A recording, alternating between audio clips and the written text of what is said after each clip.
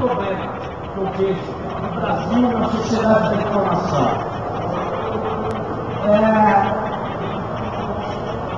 O professor Fábio Bom é um professor da Universidade de São Paulo, da Faculdade de Matemática e Ciência da Computação. O professor Fábio Bom, eu também sou professor, ele disse o seguinte: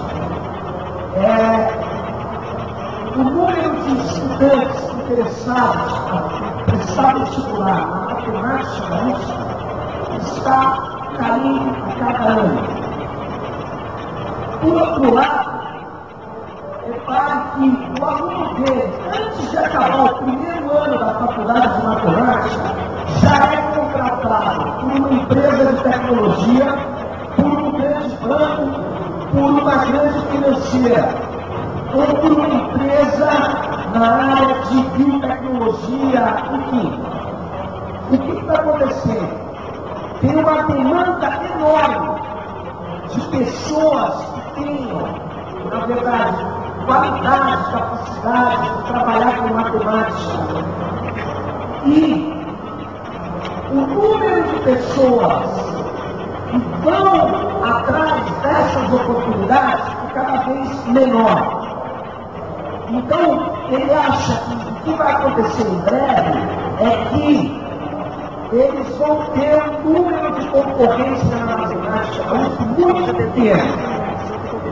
E aí, pensa bem, se um aluno que está se formando em matemática, ele mal terminou o primeiro ano, ele já está empregado, você acha que esse aluno ele vai ser professor de matemática na escola estadual da periferia da cidade de São Paulo?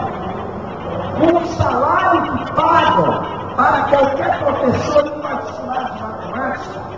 Não vai. E aí, a grande dúvida é: quem está dando aula de matemática e física para o nosso pessoal? Como que nós vamos resolver? Como nós seremos um país capacitado na sociedade da informação se a gente não souber lidar com o algoritmo? Se nós não soubermos desenvolver coisas? E aí eu queria dizer o seguinte: isso é muito grave, isso é brincadeira. Tem um estado, eu estava uma vez passando, tive que ir em Alagoas, há algum tempo atrás, e o jornal local tinha uma briga. O promotor, o chefe do Ministério Público, mandou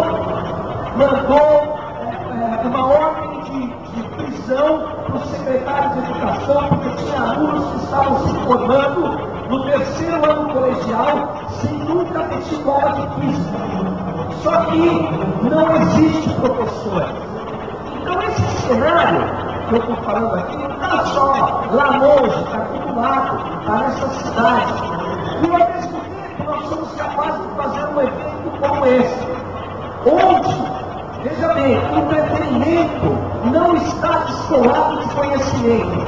A primeira palestra que abriu esse evento na terça-feira dessa semana foi às 9 horas da manhã, naquele palco contrário aqui, lá longe do software livre, e era ensinando a programar com Python. Tinha mais de 120 jovens ali aprendendo. Eles acamparam aqui, acordam, vão lá. As palestras que mais bombam aqui são as que falam assim: como programar para celular com linguagem Lua. O que é linguagem Lua? É uma das 15 linguagens de programação que nós temos no mundo. E a única que foi inventada fora do primeiro mundo, inventada no Brasil pela PUC, e que é uma das 15 mais usadas do mundo, é cada vez mais usada para produzir games. Então veja, aqui eu acho que a gente tem que levar essa experiência da house. Ela permite também que se leve essa experiência. Que experiência? Eu não acredito que ninguém aprenda nada sem ter a vontade de aprender. E para ter a vontade de aprender é preciso incentivo e não autoritarismo. É preciso explorar as possibilidades da ciência, da tecnologia, e não explorar o proibicionismo ou um autoritarismo que é o que impera hoje nas escolas. Não é por proibição que houve questão de problemas de conteúdo. Então, qual é a jogada? A jogada é o seguinte: se fosse possível trazer todos os jovens que nós temos nessa cidade para ficar 2 dias, uma semana num evento como esse, eu garanto que a maioria deles iria querer ter a sua postura no ato de aprender. Porque ensinar é muito fácil, difícil de aprender. E o aprendizado, ele é individual no processo coletivo, ele depende de cada um. A pessoa tem que ter incentivo. E a rede nunca foi, nós nunca tivemos tamanhas possibilidades de conhecimento. Então, o que está faltando para nós? Está faltando a gente trabalhar com uma nova concepção do ensino, então, de aprendizagem. E aí eu queria dizer o seguinte: eu estava vendo aqui os menininhos da rádio da prefeitura, não sei se vocês tiveram a oportunidade de encontrá-los, os repórteres meninos, eles pararam ali para ver um robô, e os menininhos ficaram fisurados com a oficina de criação de avatar robótico. Você cria um robô com Arduino e esse robô é operado pelo Twitter. Aí você fala, nossa, coisa do outro mundo, não, coisa trivial para o pessoal que está aí. Só que é o seguinte, o menino olhava e ele estava lá com vontade de aprender aquilo. Se a gente, a partir desses objetos, ensina essas pessoas, destrava essas pessoas, abre o código-fonte de conhecimento, sabe o que acontece? Acontece como o Kleber da cidade de Tiradentes. Quando a gente montou o primeiro telecentro em 2001, era um menininho, filho de uma empregada doméstica e que era maluco pelo computador e não tinha computador em casa. Ele começou a se desenvolver, aprendeu sozinho a ler código-fonte, leu o código-fonte do Linux, aprendeu, depois a gente pagou um curso para ele. Hoje, ele saiu daquela condição, ele é programador Python, um dos melhores programadores que a gente tem.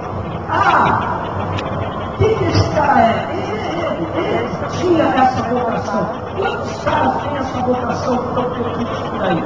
Então, eu queria dizer que nós precisamos, educação é também incentivo. E se a gente conseguisse levar isso para todo lugar, essas possibilidades da tecnologia, e que todo mundo pode ser desenvolvedor, nós iríamos mudar o jeito de ensinar. E para isso,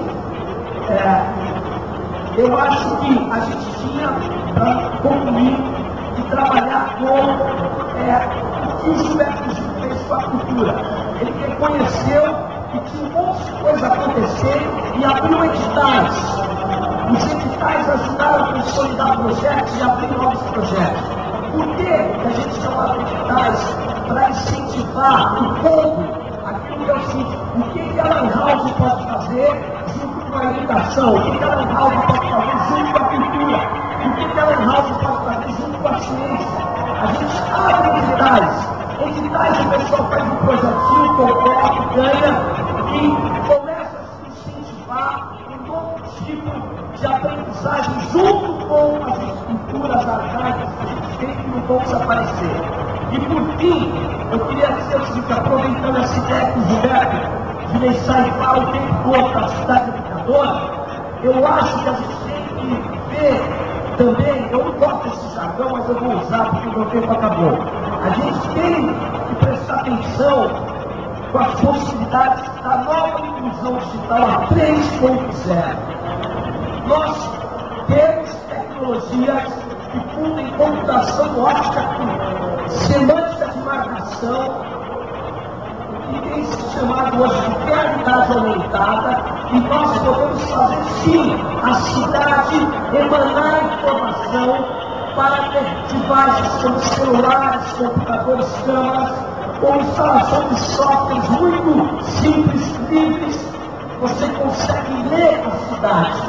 Se a gente marcar a cidade, eu consigo colocar um lugar como na Vila Madalena, que o Gilberto Leixai faz os projetos, nós conseguimos com uma pequena marcação jogar para o celular dessa pessoa um conjunto de informações, um vídeo, som, nós podemos fazer isso com técnicas de gravidade aumentada. Mas eu não tenho tempo mais para falar. Mas tudo isso que eu falei tem um resumo.